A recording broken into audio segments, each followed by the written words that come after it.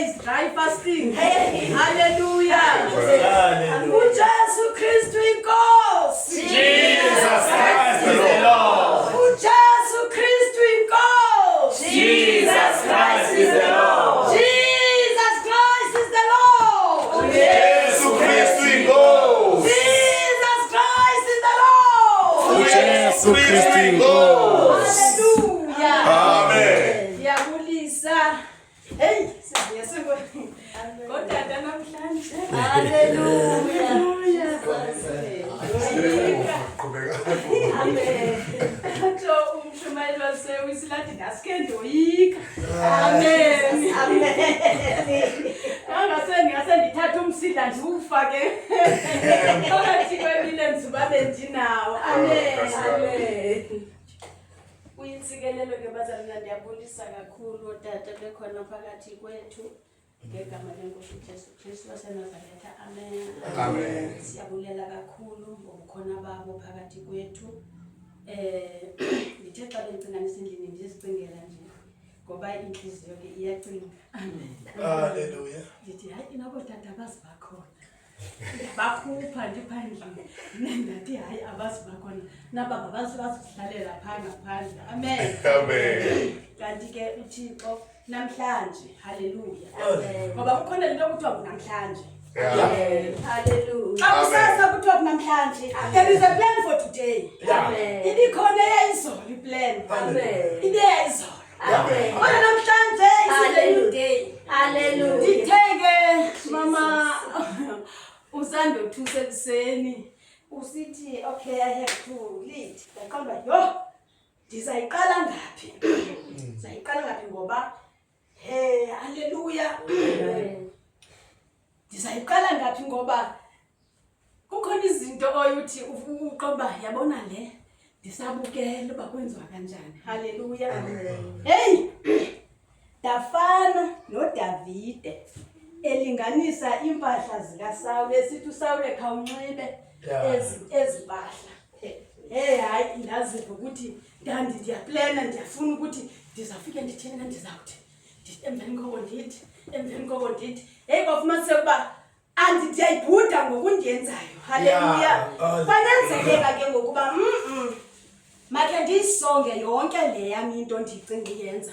Haleluya. Ndikhe ndiyobuza ke ngoku na kulo bendiappointile esithi you have to ngoba ukuze ndime kule ndawo andimanga ngoba mhlawumbi nobe ndiappointile but isikhona apho isuka khona. Amen. So ndiye ndabona ukuthi no mandike ndiye kuye ndiyobuza uba ndithini. Ngoba yonke into ungathi wena kukuemsa kodwa yonke into xa uyenza kule ndawo ludumo likaThixo. And siyenza ngokoyika. Everything esiyenzayo kule ndawo siyenza ngokoyika ngoba into zikaThixo ziyoyikeka aziqheleki. Amen. Ndingumama uMajaza. Ndihlala eMadawela eNew1. Ndingumntwana kaThixo. Ndayenzelwa nami inceba. Hayi kanye ndisayenzelwa nakaloku nje. Hallelujah. Amen. Into endidiscoverishayo ebomini bam ukuba uThixo lento wayenza inceba yakhe yankulu nothando lwakhe lwalikhulu kakhulu ukuthi ndithi xa ndijonga ndifumanisa uba hey izono zininzi. Amen. Ukona kuninzi. Hallelujah. So yiyo ke ngoku lento uThixo nenceba yakhe wayenza yankulu. Ndibulela ke nami ukuba ngumntwana kaThixo ukuba ndazalwa ngokutsha. Ndazalwa. Andizange ndizalwe endizalwe ngumama nobawo bandizala ndandicelebrate i-birthdays kodwa ngoku nandafumanisa ukuthi hayibo ayibalekanga le birthday. Eyona birthday ibalulekileyo yileyo yobuntwana bukaThixo. Amen. Hallelujah. Imfihlakalo ke zininji ke bazalwane esithe sazifumana ukufika kwethu kule ndawo kwelikhaya. Haleluya.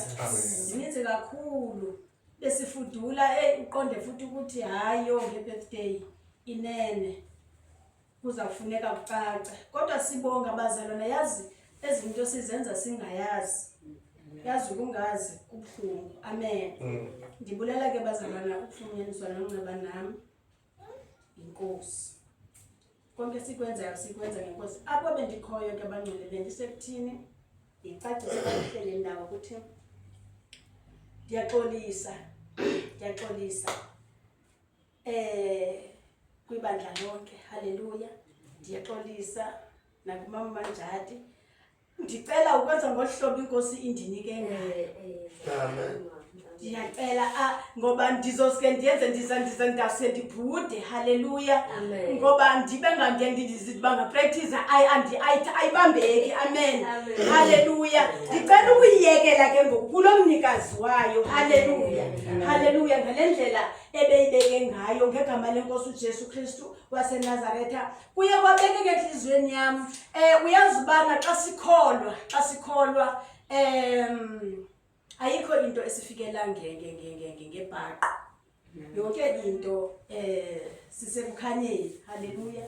Njengobela lizivitho nobudlelwane noThixo uhamba phi sekukhanyeni. Ziye zafika ke ingelosi zakho ezibuzithumile. Zifikile ke. Ziselo message bezizisile during the night. Hallelujah. Amen. Hallelujah. Xa sinobudlelwane naye asikho thiphi sebumnyameni. Sisebenzi sekukhanyeni. Zifikile ke zizoyideliverisha ke message. Ndayiva xa ifika futhi uba yabona there is something ezayo. Hallelujah. Amen. Akumnyama xa ikho. Hayi. Sisekukhanyeni. Amen. Hallelujah. Ubumnyama xa efikile ithunzi lobumnyama liyahamba. Hallelujah. Siyabulela ke bangcwele uThixo esasithandile sasikhona kule ndawo okubekile ke enhlizweni yami bangcwele ukuthi ndisatsho pha iqale ndathi amaSirayeli ayinemana every day. uThixo wawenzela imana every day. Each and every day wawayalela uThixo wathi mawanga yibeki imana. Amen. Asuka nenkani ayakhona bakhona kuthiwa bayibeka. Haleluya. Bayibeka yavele yabola imana ngomso. Xa esithi ujonga umuntu ibolile imana bekumyalelo kusitheni musandibeka yikhali for the day. Because imini lithi zikaThixo imini buyanele ububi bayo. Haleluya. Namhlanje ke bangcwele ndicela ukuya ezwini siye ngezwi. Haleluya. Sizothandaza siye ezwini. Ndicela ngolohlobo. Ndicela namhlanje ke siqale ngoThixo. Haleluya. Ndicela ke siqale ngezwi. Then enye nenye ize ithini ize ilandele izwi izophuma apha ezwini. Haleluya. Ubungqina buzophuma phi ezwini. Yonke into iprayer points zizophuma phi ezwini. Ndiyacela ngokuzithoba ngokwelendlela ibekeke kuyo ngayo. Malibonge igama lenkosi. Ndicela siye kuLuka chapter 8. Sizofunda nje iverses pha ezimbalwa. Sizothandaza then ndinikezele inkonzo kumama. Izwi lakho mandilive longixesha Nkosi iya izwi lakho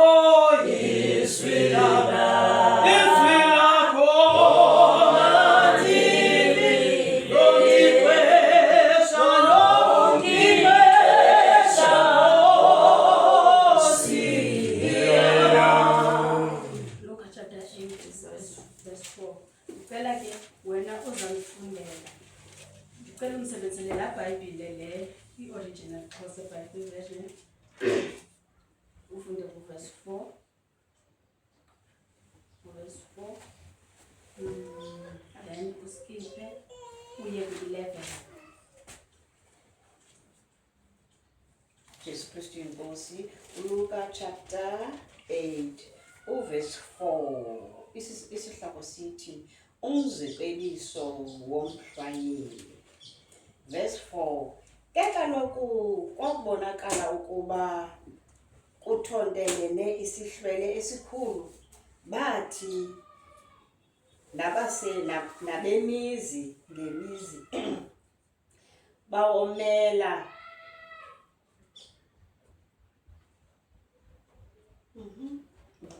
bathi nabemizi ngemizi bawomela kuye. Verse 11. Cela ufunde mama uphele phaa ku verse 8. then bese skip ya 11.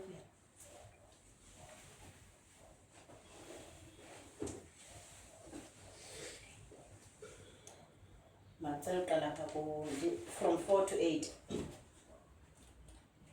Verse 4. Ke kaloku bakubona ukuba kuthondelene isihlwele esikhulu, bathi nabemizi ngemizi bawomela kuye, understand?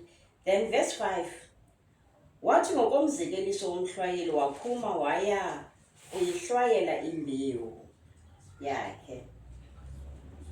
Ekuhlwayeleni kwakhe yawa enye ngasendleleni yanyathelwa, zathi intaka zezulu zayidla zayigqiba. Verse 6. Yimbi yawa elulwaneni, yathi isahluma yatsha ngenxa yokuba ibingena kunyakama. Verse 7. Yimbi yawa phakathi kwemithana enameva, yasuka imithana enameva yahluma kunye nayo yaminxwa. Verse 8. Yimbi yawa kuwo wona umhlaba olungileyo, yahluma yavelisa isiqhamo kakhulu. Uthe ke ezithetha ezi zinto waye edanduluka esithi, lowo onendlebe zokuva makeve. Verse 11. Ke kaloku umzekeliso nguwo lo. Imbewu le lilizwi likaThixo, abo ke bangasendleleni ngabo bevayo, andule afike umtyholi alisuse ilizwi entliziyweni yabo, ukuze bangakholwa basindiswe. Balifunde phela pha ku-15. Okay. Abo ke baselulwaneni ngabasakuthi bakuliva balamkele ngovuyo ilizwi. Aba ke abanangcambu bona bakholwa umzuzwana, ze bathi ngenxa lokuhendwa balahle. Cala ukuphinde. Ze bathi ngexa lokuhendwa balahle. Verse 14. Leyo ke yawayo emithaneni enameva, ngabo bathi belivile bahambe benamaxhala nobutyebi neziyolo zobubomi, baminxwe baze bangavelisi isiqhamo. Leyo ke isemhlabeni omhle, ngabo bona bathi ngentliziyo entle elungileyo bakuliva ilizwi, balibambe bavelise isiqhamo benomonde. Amen. Cala ukufunda pha kuncwadi yeNdumiso chapter 1 verse 3. Zoqedza sifundela sisa. Indumiso chapter 1 verse 3. Unjengomthi ominisele phezu kwemijelo yamanzi, onika isiqhamo sawo ngexesha lawo, ogqabilawo lingaboniyo, konke akwenzayo kophumelela. Haleluya. Apho ke eyona ndawo ke eligcwele sizothandazela kuyo sisazayo ezweni. Haleluya. Ezibanjilo ndithi siza kuya ezweni ngezwi. Amen. Ndicela sizothandaza ngoku. Sithandazela ukhona le ezinhlobo zembewu uYesu azibekayo apha. Amen. Ndithanda ke ngoku nasesigcwele kakhulu kuleya iwele elulwaneni. Ithi ke ngoku apha uLuka xa uthi aba ke abanangcambu. Haleluya. That means into engenangcambu ayondelanga, ayingenanga inabo ubunzulu. So kulula kakhulu uba kuthi xa kufika ilanga itshe iphele. Noba kufika umoya ovuthuzayo ululuba ithini imke ilale ngecala. So there is no ayina stability sokuba haleluya ayikho fruitful, ayingeke ibe fruitful because indawo emikuyo ilidwala. Lilisemtyeni kahle kahle. Ibona isanti xa iphezulu kwelitye ungayithemba ucinga bafana ingavelisa into but ngokufumanisa uba okuya usithi hayibo lilitye and akho nto inokwenzeka apho ngoba akho ncambo ayinelanga kahle. Anytime ingathini ingafa. Haleluya. Ityaliwe yona. Haleluya. Ingenile futhi emhlabeni and nomlimi wathemba ukuthi ayimbewu itheni ingenile but there is a problem kule mbewu ukuthi ingenile emhlabeni but the problem kwenzeka ntoni kwesasithombo. Haleluya. Ikhona roots na. Zikhona ingcambu ngoba ingcambu zikhona for ukuthi zitsale amanzi so that sizokondla lo mthi ke ngokwathi apha kwindumiso omiliso lophezulu kwemijelo yamanzi. Oqabilayo alithini alibuni kubonakala ngantoni ziroots zitheni zihlile into sizayithandazela ngoku sizothandazela ingcambu. Hallelujah. Sizothandazela ingcambu ukuthi inkosi ayiphinde noba bezikhona ingcambu kodwa sicela ngokukhona esikolweni ngexesha endandifunda ngalo ngokulo syllabus into okuthiwa yi-taproot system. Hallelujah.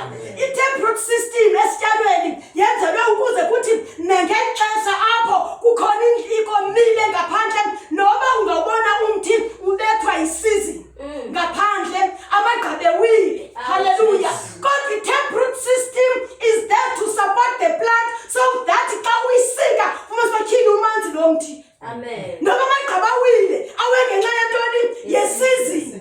Hallelujah.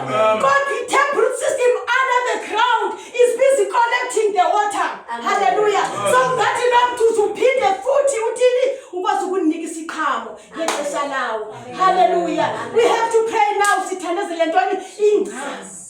Sithandazele i-taproot system. I-taproot system njengoba kuthiwa i-taproot system xa unexa siyizoke izoba uyayibona ukuthi ezi zityalo zine-taproot system ihlile ukuyebona i-carrot is one of them. It's one of the example. Ngoba absorb apha emhlabeni. So iyehla i-taproot iyehla. Hallelujah. Izomaintaina ntoni esityalo ngexesha lantoni lobunzima. Ngexesha le-seasons. Ngoba ziyafika i-seasons kodwa i-root itheni ihlile ingenile emhlabeni. Hallelujah. Ngicela sikhuleke kabangcwele ngenxa yelizwi emveni koxa siphakama ngicela sihlabele ingoma sithi nikezele inkonzo kumama wethu ozosikhonza ngezwi. Hallelujah. Amen. Baba siyabonga igama lika Jesu. Phakeme unamandla siyakhuleka sibandla sabantwana bakho. Baba siyacela Nkosi ukujulisa impande zethu phansi emhlabathini. Oyinkosi uJesu onedwala. uJesu Kristu singene phakathi. Baba wethu ongcwele lelidwala likwele phezu kwethu. Lisixolisise sijule. Sibe nempande ejulile. Indumiso moya ingcwele sinosinisela ngayo.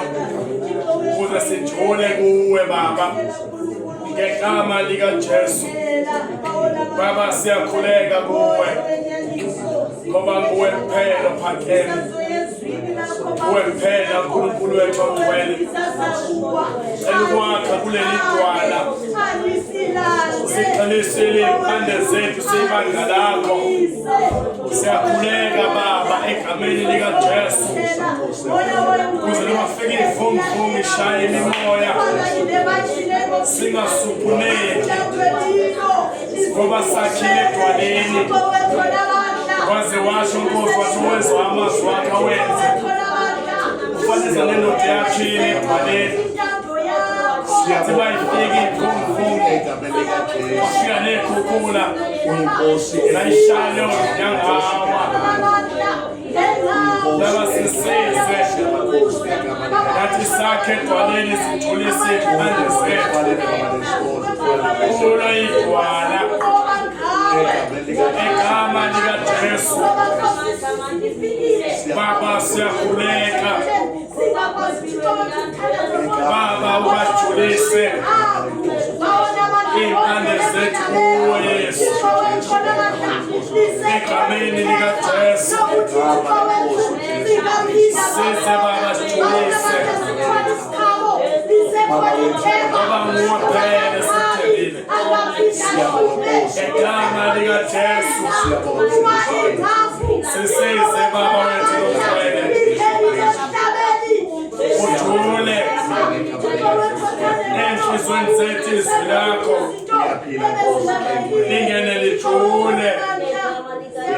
Ukuze nathi sijule kuwe. Sinikela konke kuwe. Egameni likaJesu. Baba siyakubonga. Egama likaJesu.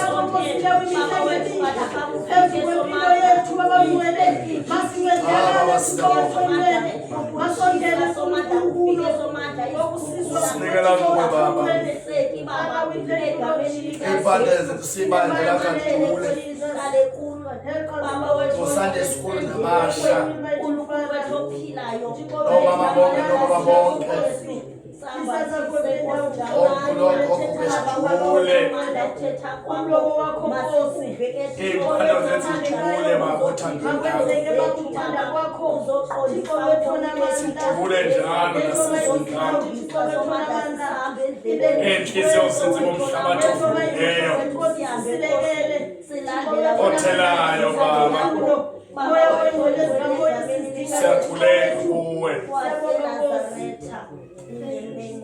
thank you Jesus. Siyabonga baba uthi kwenzekile egameni laJesu. Hallelujah. Umuso ngaka omangalisayo, umuso ngaka omangalisayo.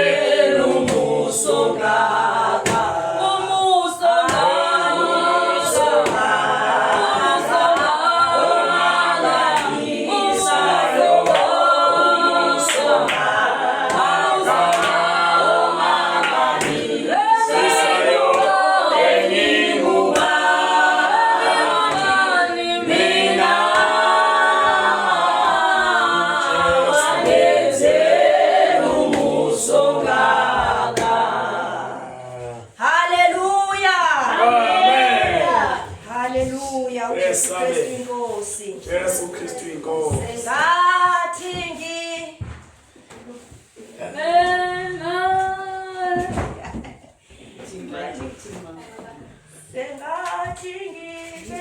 Number 8.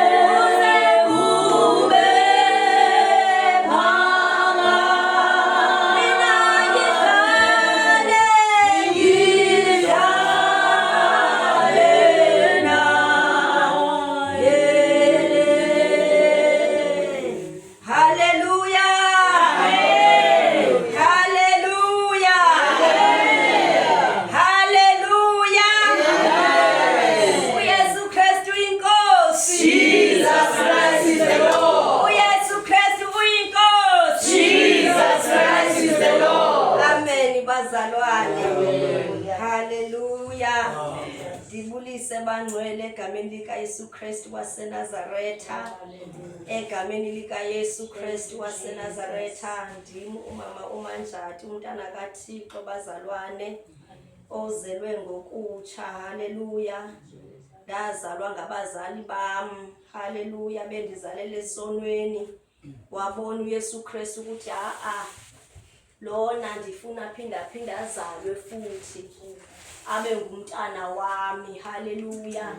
Ngokuba ukuze ube ngumntana kaThixo kufuneka uphinde uzalwe futhi. Haleluya. Uqalwe phansi ube ngumntwana. Haleluya.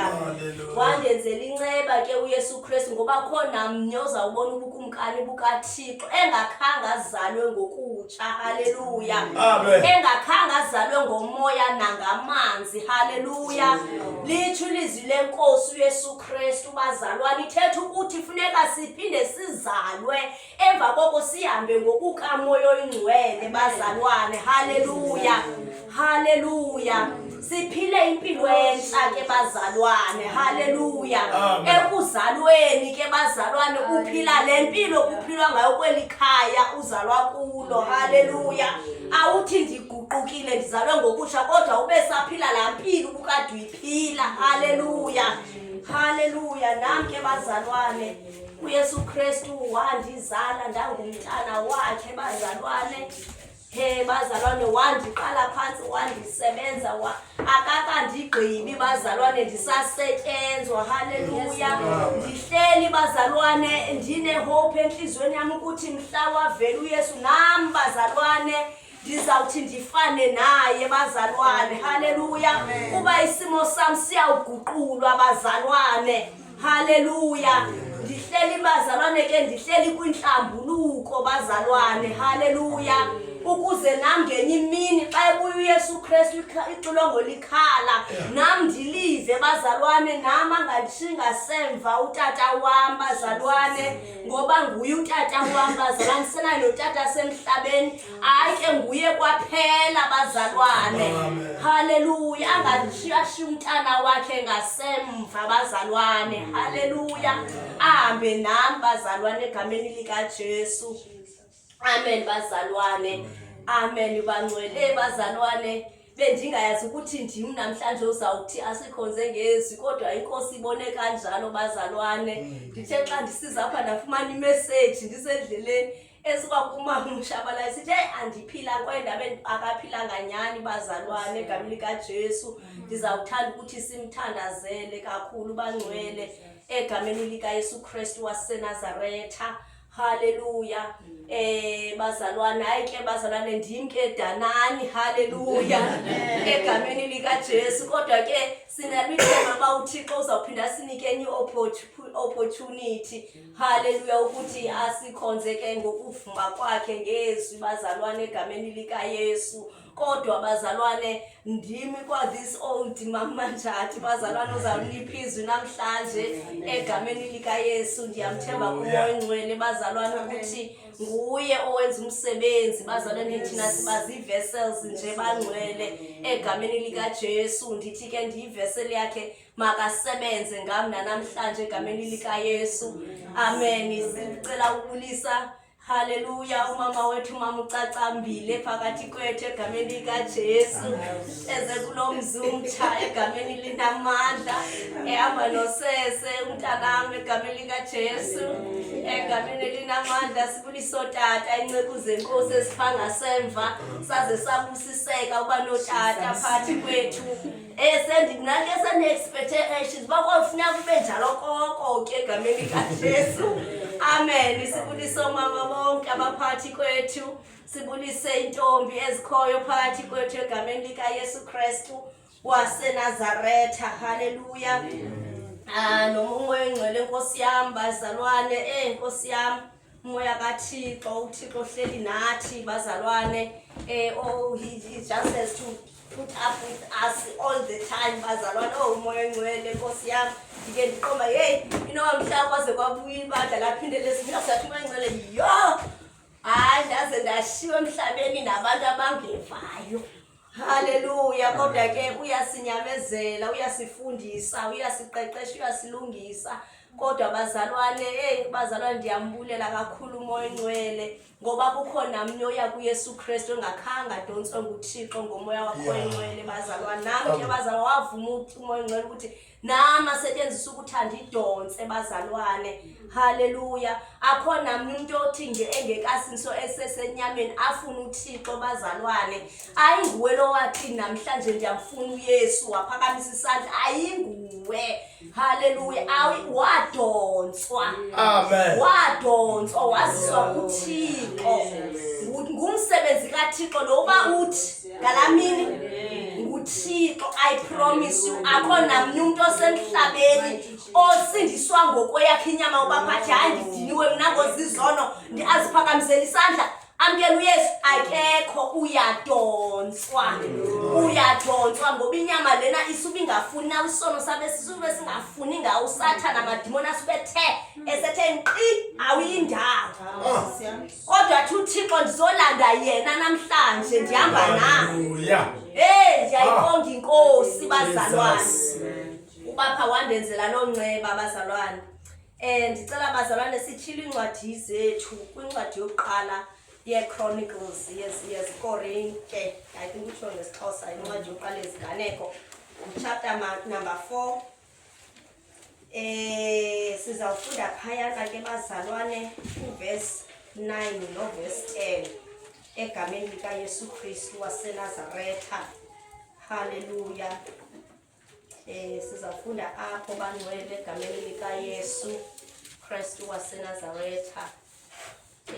Sizawuthi phambi kwapha sifunde benzawucela utata uma uqaqambela sithandazele ngenxa yezwi egameni likaJesu. Amen.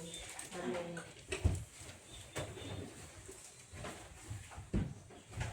Baba oyingcwele, uNkulunkulu namandla, Jehova ophilile, akekho njengawe nolinganiswa nawe. Nazi inhliziyo nengqondo zethu esomandla zilambile zifuna izwi lakho. Thetha nathi ke bawo namandla nakalemini namhlanje. Thetha nathi singathi uyaqala uNkulunkulu uthembekile. Sithembe wena ke Jehova silindile ngegama likaYesu Kristu waseNazaretha.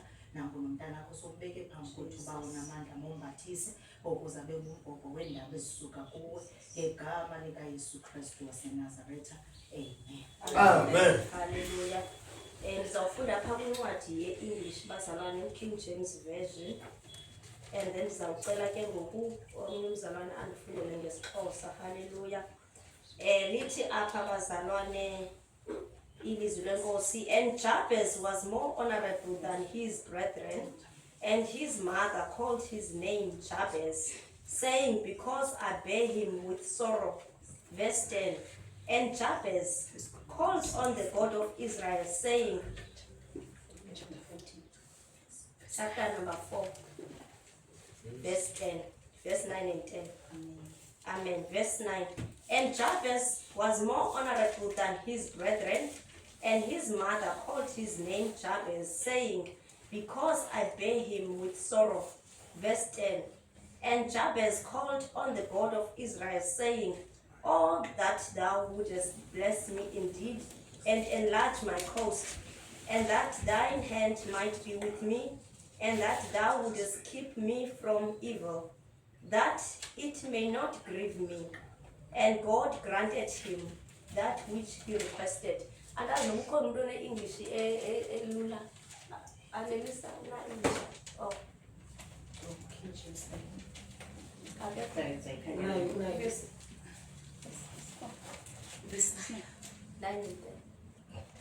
First Chronicles chapter 4 verse 9. There was a man named Jabez who was more honorable than any of his brothers. His mother named him Jabez because his birth had been so painful. He was the one who prayed to God of Israel, oh, that you would bless me and expand my territory. Please be with me in all that I do, and keep me from all trouble and pain. And God granted him his request. Amen. Hallelujah. Verse 9 and 10. Ke kaloku uYabeze elizukile kunabazalwane bakhe. Unina wamthiya igama lokuba nguYabhethe esithi ndimzele ngokubulaleka. Verse 10. UYabhethe wamnqula uThixo wakwaSirayeli wathi, ngamana wandisikelela, wandisindisa ummandla wam wawandisa. Ngicela iphinda.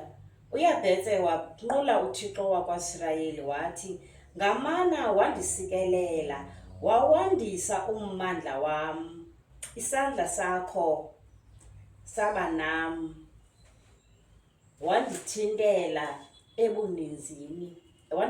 ebubini ukuze ndingabulaleki. uThixo wamenzela loo nto wayicelayo. Haleluya. Bazalwane, egameni likaJesu Kristu waseNazaretha. Xa ndifunda le passage ndidla ngozibuza ndithi into abakwenzeka ntoni kuba ufunda yonke la chapter 4 uyabona pha kuthethwa ngenzala kaJuda. Just in the middle yento yabona kufaka uJabez. Haleluya. Amen. Siphinde sicinge ukuba pha uphuma phi uYesu. Uphuma kwinzala kabani kaJuda.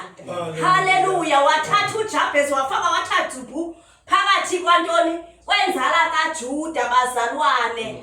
Haleluya. Kuboniswa iredemption yomuntu. Haleluya. Ukuthi lona uzawuzalwa nguJuda uzawuzoredeema into ezifana noJabez. Abantu abafana noJabez, isituations ezifana noJabez. Haleluya.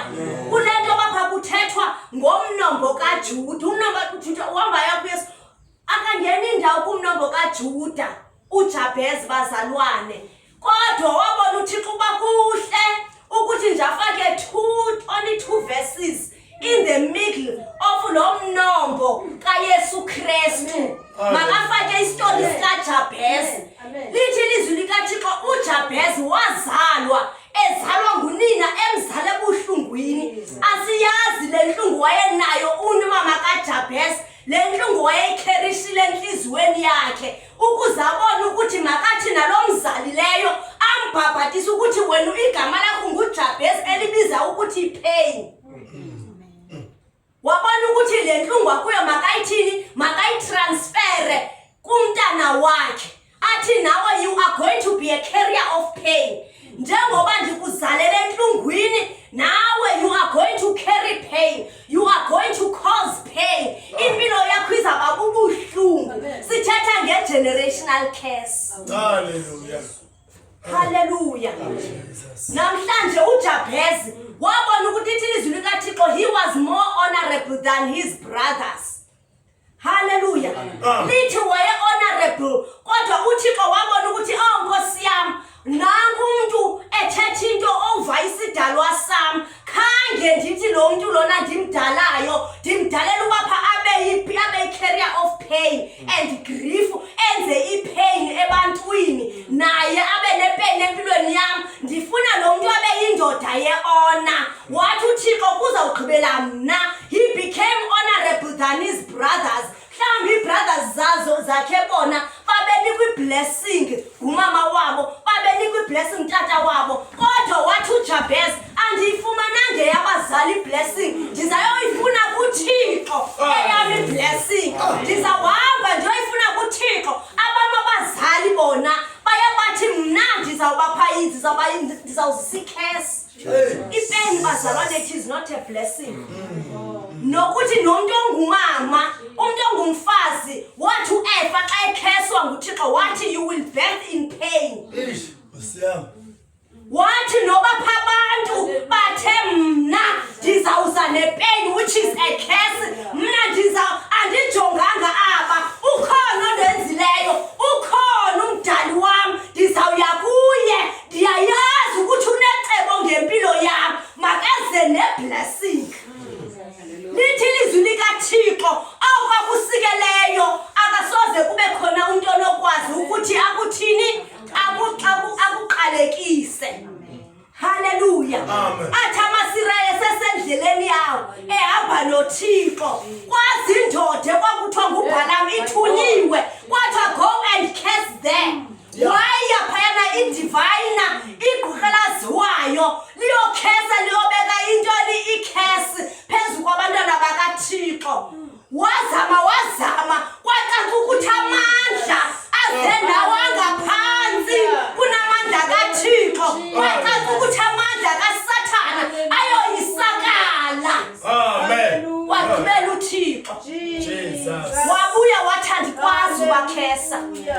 wathi andikwazi nohlula nkene ngoba banesandla esiphezu kwempilo zabo ngoba ukhona losele fike neblessing and futhi once iblessing yakhe ize akekho kwazi afike athini ayisuse. Amen. Xa ungumntana kaThixo uhamba neblessing kaThixo.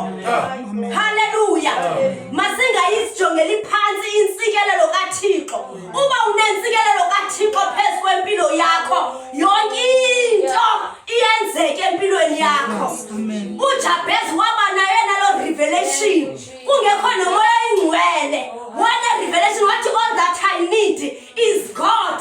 Kukunqwala kukaThixo what all that I need it is a blessing from God. Amen. Hallelujah. Uthi naye uThixo xa ethetha noMoses uthi xa uba blessa baxelele ukuthi the Lord bless you and keep you. Hallelujah. Wathi ubathi phezu kwabo the Lord bless you and keep you. Jonga ngoku iJuzi zinjani na they flourish. Although abanayo uThixo kodwa emhlabeni bathini because bathi besebancinci noyise bathethe phezu kwabo bathethela mthandazo ebantwaneni babo every day xa bezawutyisapha xa behleli around itafile utata wekhaya uyathetha over abantwana bakhathi the Lord bless you and keep you make his face shine upon you may he bring you peace. Hallelujah. I-blessing kaThixo that breaks yokes, that breaks the curses. Hallelujah. Noba wena uze kuthiwe ukheswe ngantoni na noba uze unenjani ni curse if uthi ndicela yakho i-blessing Thixo it brings no sorrow with it. It makes one rich and it brings no sorrow. Wayibona uJabez lonto ukuthi njengoba mina kuthiwa ndizawuza nepain I shall bring no sorrow in my life. Ndidinga i-blessing kaThixo so that I may not cause pain. Ndingazisi pain ebantwini bathe fikile nje uzawumoshakala izinto. Amen. Nobe ekhaya une-generational curse engakanani na xa ulapha kulo Yesu Kristu yonke lonto iyanqamka uthi izawuphela ngam. Abalandela emva kwam akekho ozawubalincila. Abalandela emva kwam akekho ozawuthukisa. Abalandela emva kwam akekho ozawuhamba amagqirha. Akekho ozawuthwasa. Abalandela emva kwam mna ndiyayinqamla le nto. It is done in the name of Jesus. Hallelujah. No besithi bonke abantu balapha ngezebende abantwana balapha intombi zalapha zendi ziyazala nje ekhaya wena ungema uthi mna sendisindisiwe ndingumntana kaThixo ayizukwazi ukuthi yenzeke kum lonto nabantwana bam. Hallelujah. Abazuzala ekhaya njengoba mna ndazala ekhaya abazuba nesifo esithile njengoba mna ndaba naso. Hallelujah. Now uyakwazi uzimela uthi oh God bless me and bless me indeed. Expand my territory. Makungabi khona izawundibamba. Makungabi khona izawundirestricta. Uba intando yakho yenzeke empilweni yami. Uba pha kufezeke icebo lakho ngami. Makungabi khona izawundibamba. Expand my territory. Noba pha bayafika beze ne-red taxi zabo bathi awuzugqithapha. My territory must be expanded. Jesus. uThixo makenze icebo lakhe ngempilo yakhe ngempilo yami ngoba uSathana uyayibona into uThixo ayibekileyo eze nechomi eze nomtshato zakubamba eze nezinto ezininzi uzama ukukubopha ubapha uzukwazi ukwenza lo kodwa ngoYesu uthi ndizawugqobhoza mna andizukwazi uma phambi koThixo ndingayenza into endiyidizela kulo mhlaba angeze njoma phambi koThixo ndithande ngeminye imini ndibe ndingakhange ndiyenze into endiyithunyelweyo. Akukho mtshato uzawundibamba, akukho bantwana abangamameli abazawundibamba.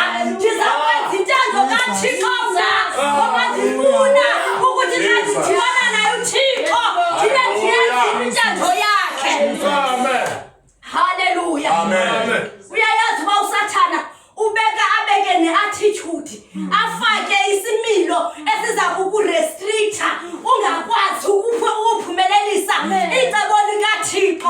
Ubanjiwe Jesus. ubanjiwe funa kuyilwe lonto leyo ubaphamana imission assignment kaThixo izakwenzeka iphumelele ngami. uThixo uzayikhupha lento lapha kum endenza uba ndingakwazi uqashula manje. My territory, oh God. Egameni lika Yesu Kristu waseNazaretha uthi all that you would be with me. All that you will be with me, that I may not cause pain. Why? Funakume wena. Uthi I'm not a carrier of pain. Utheni une chronic pain enhlizweni yakho. Usathana ude wakufa kwenza ivessel yepain. Uyayazi ukuba ipain iyakwazi uhlala ithi nca apha kuwe. Don't be a vessel of pain. Jesus. Refuse uba ivessel yepain. Ipain ayo blessing. Akho pain emayihlale incamathele apha kuwe ide ifumane inda masizivessels zikamoya oyingcwele. Hallelujah. Funeka sikhuphe iziqhamo zikamoya oyingcwele. Yes, Jesus. Hallelujah. Iziqhamo zikamoya oyingcwele zizawuphuma njani na? Sekutyalwe ipain iza nebitterness, ipain iza neresentment, ipain iza neanger, ipain iza nehatred. Imbewu kaSathana. Amen. Refuse that. In the name of Jesus. Uba isuki kuwe Thixo.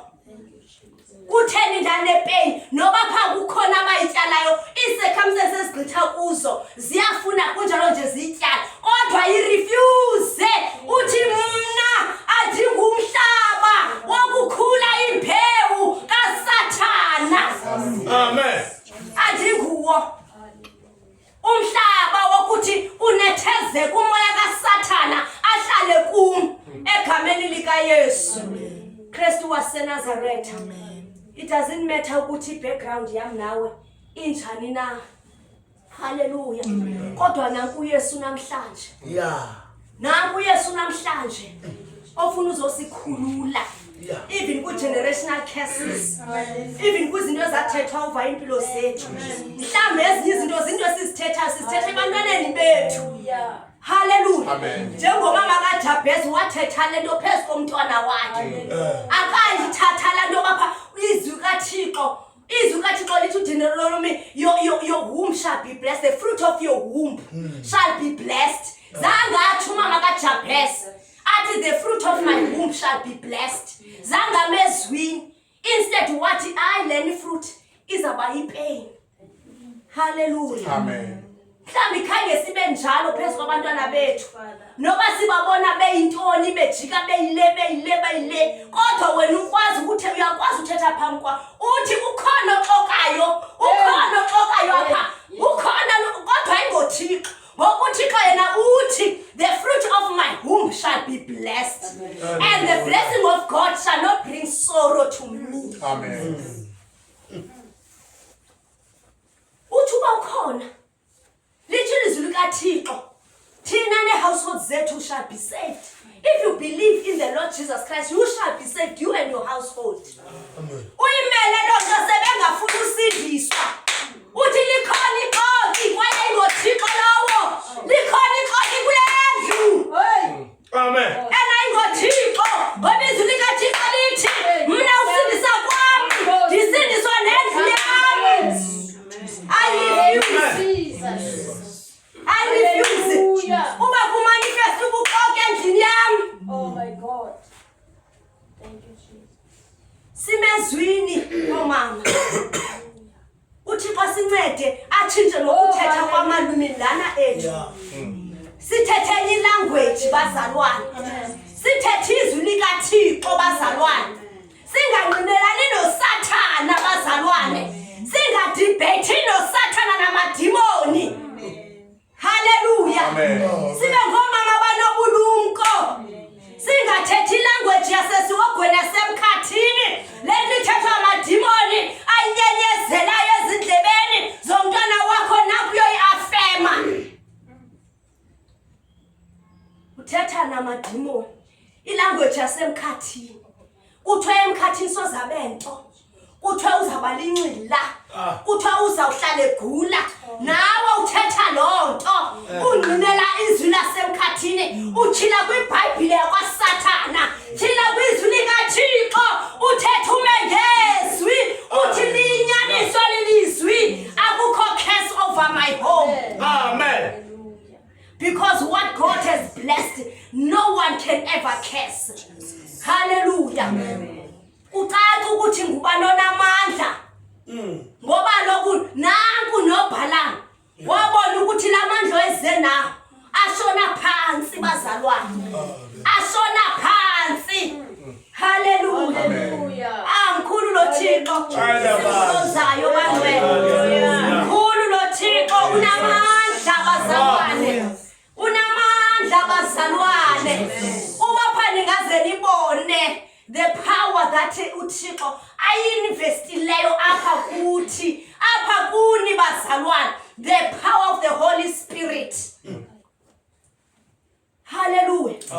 Uba uyahamba umntana kaThixo ogcwele ngumoya oyingcwele uba ungaziva ezizinqine ezuzenzayo in the spirit kuthi gindi gindi kuzijayeli bazalwane. Ngelo xesha kuza umntana ona 17 years filled by the power of the Holy Spirit kuthi gindi gindi gindi akahambi yedwa uhamba nezulu. Hallelujah. Amen bangcwele. Makube njalo ke bazalwane. Ungqine namazwi esiwathethayo. Asingqinele ukuba singabantwana bakaThixo, uba siyamkholelwa lolu phila phakuthi. Hallelujah. Singavumi curse. Hallelujah. Ihlale ezimpilweni zethu. Singavumi bazi carriers of curses. Singavumi ukuthi sithini si spread ipain, si spread ububi, kugqithe ntoni ububi ngathi khange kube khona umuntu usindiswe in your generation. Hayi bazalwane. Igqitha njani esasifo kuye kwafika wena wangumntana Thixo. Wena kaloku uThixo ubekela ufika uthi ukhathishe off. Ayikwazi ugqitha. Igqitha njani curse? Ayikwazi ugqitha. Ngegama lika Jesu.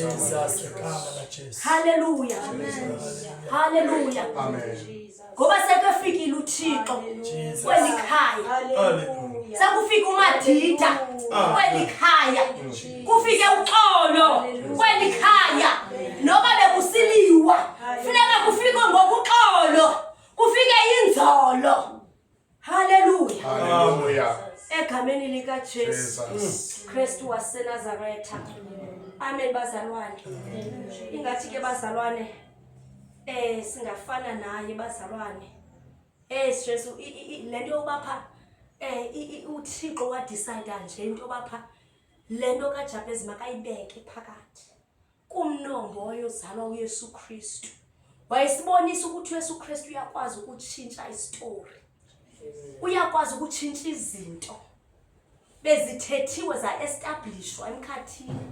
Afike uYesu Kristu anqamle yonke, afike ancothule amabekelo, afike uYesu Kristu atshisa izinto ebethe amagqirha azombela kwakho, afike uYesu Kristu anqothule zonke ezo zinto uye umlilo odlayo oqothulayo. Hallelujah. Hallelujah. Amen. Atshintshe istory sempilo yomuntu, atshintshe ukuthetha kwabantu. Hallelujah. Nabantu bade bavume bathi hayi uhonorable ngoku sele inceku kaThixo ngoku. Bade balibale noba wayekade intoni, wayekade liginza, wayekade sithi drugs, bazilibale bathi inceku kaThixo ngoku lo muntu. Hallelujah. Balibale noba bikade intoni iprostitute. Atshintshe istory uThixo. Oh siyayibonga Nkosi bazalwane. May we not be carriers of pain bazalwane. May we not be carriers of curse bazalwane. May we not cause pain bazalwane. Egameni lika Yesu Kristu waseNazaretha. Amen. Ndiyashinda ubani wena egameni likaJesu Kristu waseNazaretha. Jesu onamandla. Cela sithandazeni ngenciniso loncisi. Baba siyabonga egameni likaJesu. uNkulunkulu wethu onamandla. Wena uyaphila.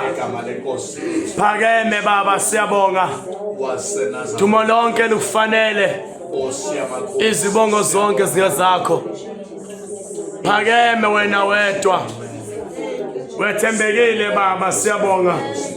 Izwi lakho liyaphila linamandla. Siyabonga uNkulunkulu wethu ongcwele. Namanje uNkulunkulu siyazi ukuthi sinamandla baba. Siyabonga uNkulunkulu usiselela. Amen likaJesu.